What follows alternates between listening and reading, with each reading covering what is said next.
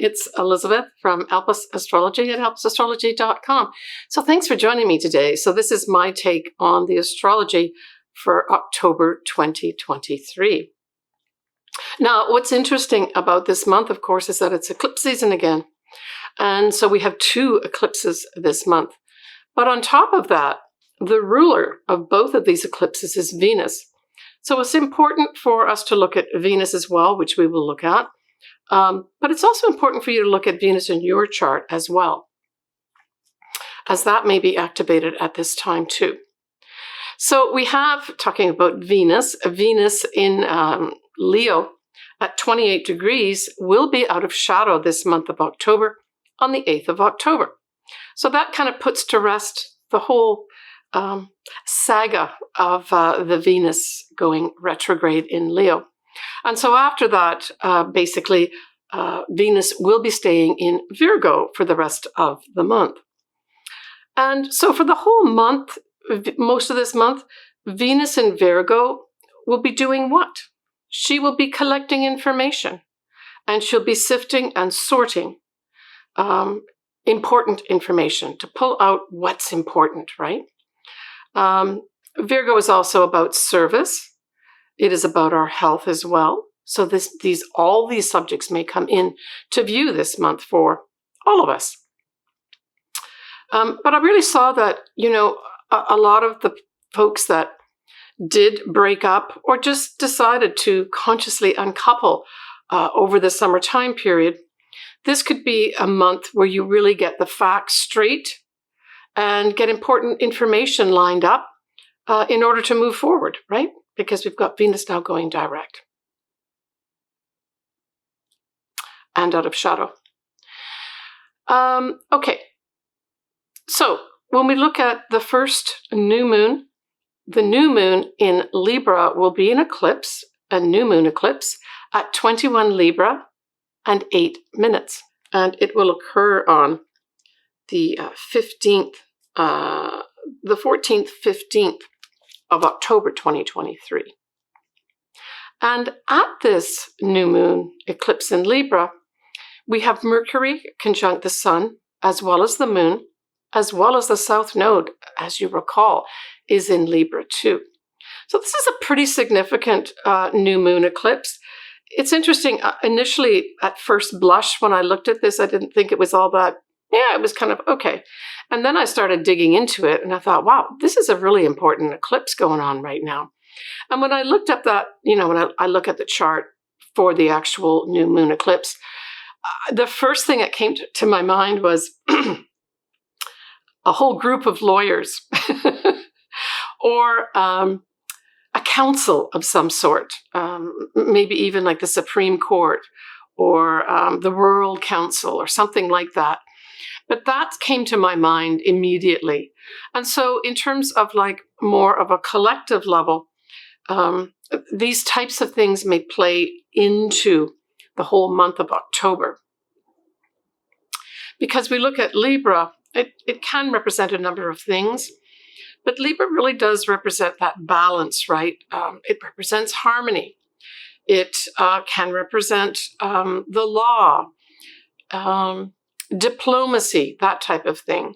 So from a collective level, that could all be at play. But certainly if you've got something, say around that 21 degrees of Libra, you're also going to have Mercury in the South Nodes conjunct that too. So this could be a really important new start for some folks. And maybe it will literally be in a legal case where maybe there's some favorable discussions that put everybody on a new path.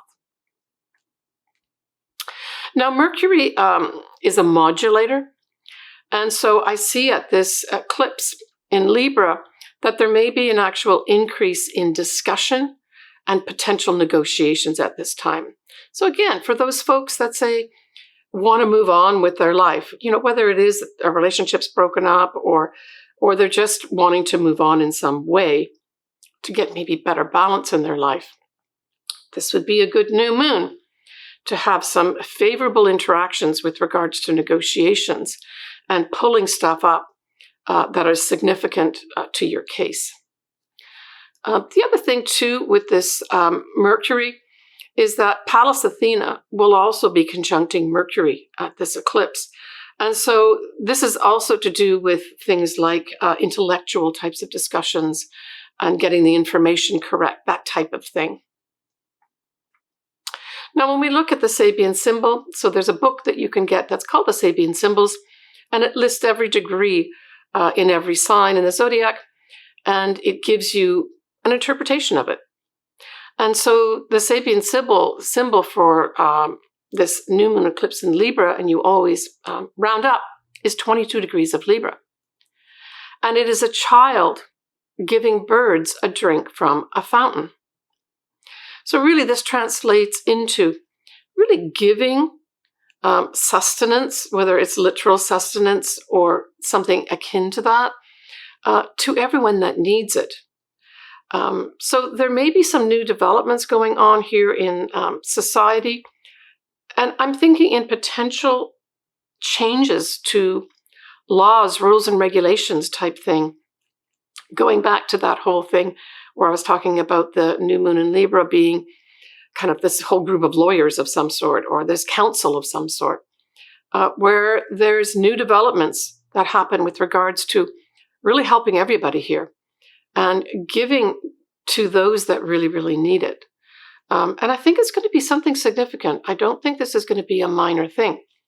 Because on top of everything else that I've just spoken about, we actually have a yod operating. And this yod's going to be operating all month in some way.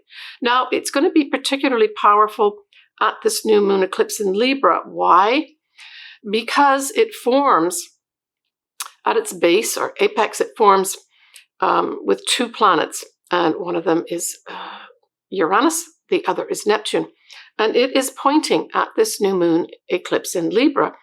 And of course, we have conjunct that, the south nodes. Well, the south nodes will stay there all the month of October. So that's why I'm saying that this yod will be in operation for the whole month. But more importantly, it's going to point out something important to all of us. And if you have something around, say, the 21, 22 degree mark of Libra, this could be a very important new start for you. Even a new start for those folks that need balance in their life, right? Need harmony in their life. It's not all necessarily about legal stuff, but I think there's a big collective legal thing going on here. Okay, so that's what I see that's going on here. We also have Mars trining Saturn, and Saturn is at 0 degrees of Pisces and some minutes. Now, 0 degrees is a critical degree, and actually Saturn will go direct next month in November at 0 degrees. So this also says to me that there's some important potential favorable action that can take place here with regards to integrating, I would say, some new structure in your life. So again, this kind of goes back to everything I've just been speaking about right at the beginning of the video, where I just really think this new moon in Libra could be very favorable for many, many people, especially with regards to new starts, because that 0 degree critical degree is, relatively speaking, like a new start in some way, even though at this new moon eclipse, Saturn will still be retrograde. Now, I don't normally cover moons that are in between the full moon and new moon or vice versa. But on the 22nd of October, we have the waxing gibbous moon, which is the moon just prior to the full moon. And it just happens to be at 28 degrees of Capricorn, conjunct Pluto. And so I also saw this new moon as particularly important as well with regards to, I feel this is going to be a real pinpoint in time where we finally get it, that we finally say, okay, we can let go of all those old structures, right? So Pluto in Capricorn really represents letting go of those old things that just are archaic, that don't really assist anybody anymore. And so I saw this, this particular moon, just prior to the full moon, conjunct Pluto, as a significant mark in the sand here. And certainly if you have something around that 28 degree mark of Capricorn, that, whatever that is, will be conjunct Pluto.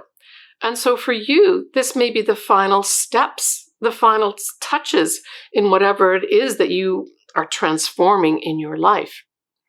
Can also be a time of testing.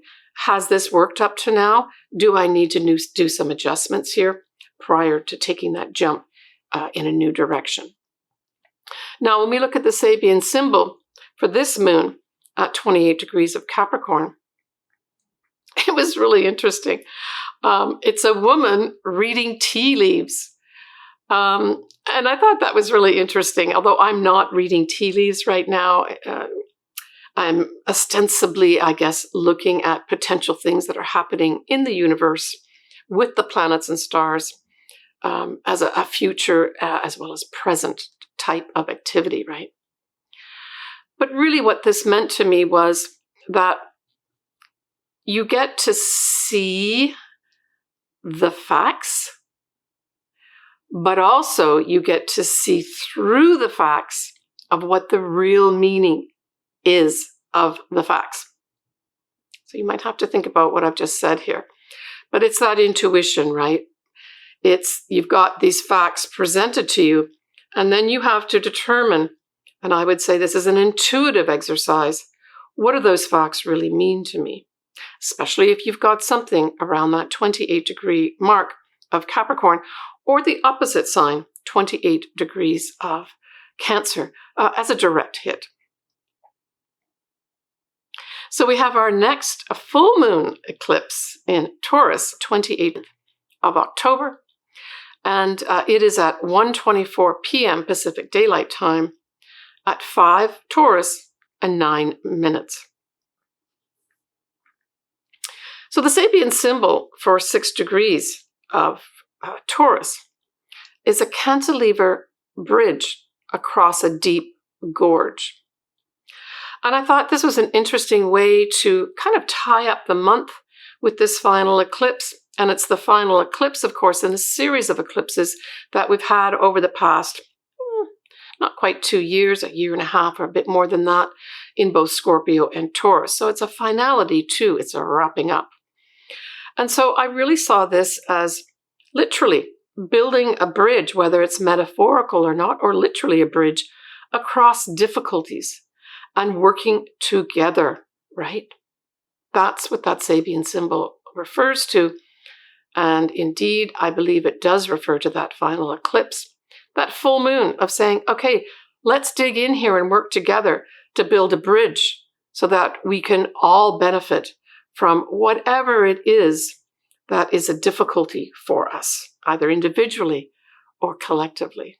Now we have the sun that will be in Scorpio at this full moon eclipse, and it'll be widely conjuncting Mercury, as well as Mars that are in Scorpio.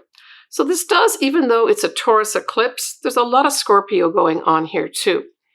And I would say that especially with the Mercury and the Mars in Scorpio and the sun, this will be some kind of illumination of probably secrets. Could be just hidden information that's not been available to you. So we're looking at around the 6 degree mark of Scorpio for the Scorpio planets that we're talking about here, right? And so that's the sun, which is a luminary, that is Mercury, and that is Mars. And so there's some kind of favorable energy that's going to be kicked off here with regards to, boom, you all of a sudden see the light. You're all of a sudden able to take some action here. With regards to things I believe that were hidden. It can also be psychological too. I mean, certainly Scorpio is very much a psychological type sign. But I think this is an illumination of some facts that were hidden, whether they were hidden intentionally or not. We also have the moon will be conjuncting Jupiter. Now the moon, if we look at it from a standpoint of a collective level, represents the people. And so we get this Jupiter expanding the moon, basically saying there's going to be a lot more notice put to the people here. Now, Jupiter, generally speaking, we look at that as representing foreign people, foreign lands. So I think there's going to be a big focus here on people in foreign lands that are going to be bringing a lot of stuff up to the surface here, right? Let's go back to the fact that this is a full moon in Taurus, bringing things to light. And with Jupiter on top of that, it really expands and brings things to light, but especially with regards, I feel, to foreign lands, foreign people, but it could also be to philosophies as well, right?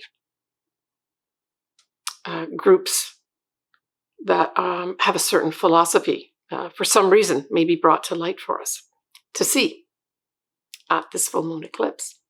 Okay, so when we look at November, we will have Saturn going direct at 0 degrees. And as I mentioned, that's a critical degree. I'll talk more about that in my video for November. We'll have a new moon in Scorpio. So Scorpio, you got a new start in November. And then we have a full moon in Gemini. All right, let's move on now to the signs and or ascendants. All right, Capricorn. So Capricorn, that new moon in Libra squares your 10th house. And so when we talk about that whole yod operating, pointing at everything that's in Libra at the new moon especially, there could be some challenges with regards to your career. It does not mean that it's all going to be disaster. It just might mean that you have to overcome some things. And the overcoming may be just a lack of confidence, maybe in a new job or new career that you've taken on. Or that you've got to take a test or take some kind of extra courses to brush up on maybe this new start that you're doing. And if the new start has anything to do with diplomacy or the legal matters or even maybe relationships of some sort, that could be very favorable for you. Just work with the challenges, seek out any advice that you can get, and just do it one foot in front of the other, right? But this will involve you letting go of something. So I'm thinking for some Capricorns, you may decide, I'm letting go of this career. I'm letting go of this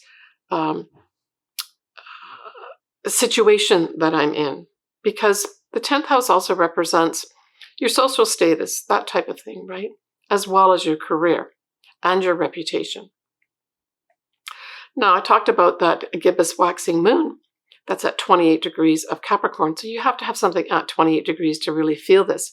But for some Capricorns, this is going to be like a test, a final test, or a final, I'm done now. I know I'm done. I'm really done. I'm moving on.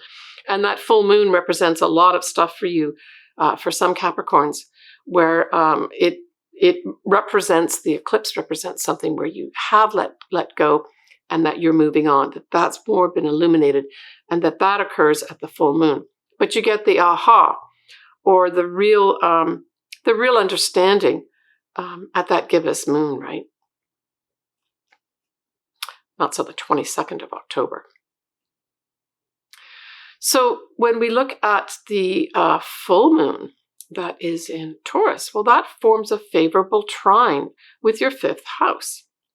So this is fantastic for you.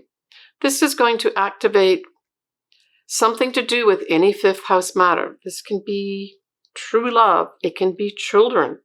It can be your own business you decide to start.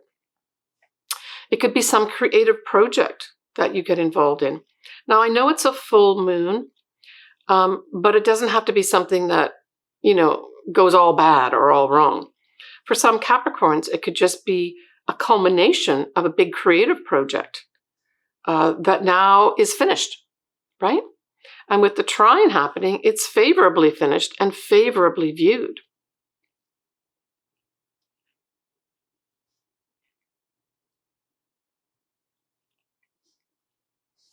Or your children could have something to do with this full moon eclipse as well.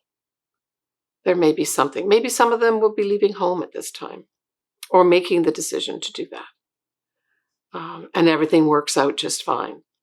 You could also take on a new creative project at this full moon as well, by the way. And for others, it could be just a whole new love appears in your life. And that's what the eclipse brings in for you. Eclipses can go, they're wild cards. So although this is a full moon, it could also bring in something new for you too. So don't dismiss that as a possibility.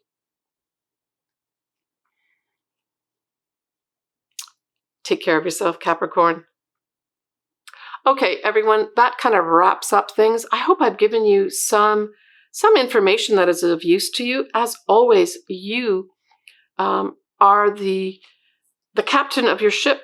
You decide which way you want to steer your life. I'm just giving you some information that I hope will help, just help you make those decisions. But it is your decision, whatever you decide to do. This is an action-packed month with these 2 eclipses, but I see them really working out well as long as you take that high road of Libra type things, seek harmony, seek fairness, and balance. To me, that's the overriding energy for this October, because we've got this big stamp of Venus, right? And Venus is sweet. Maybe that little adage of, a little bit of honey is a little bit better than vinegar is something to take seriously in this month of October. Well, I wish you lots of sweetness. Take care of yourself, everybody. We will be in touch when I do my November 2023 video.